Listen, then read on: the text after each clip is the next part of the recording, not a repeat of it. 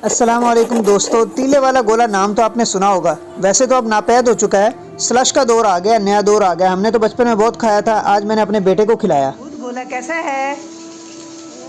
कहता मज़े का है।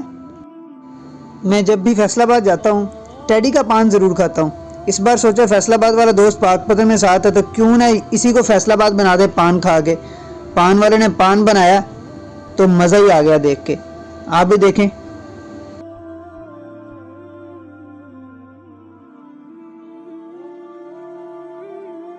फैसलाबाद की याद ताज़ा की है तो गोलगप्पों को कैसे भूल सकते हैं। डी ग्राउंड जाकर गोलगप्पे तो खाने से रहे तो सोचा क्यों ना पाकपतन को ही डी ग्राउंड समझ लिया जाए।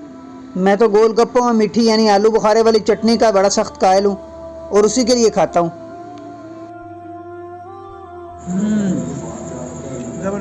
मिलते हैं नेक्स्ट वीडियो में। अल्लाह हाफिज़।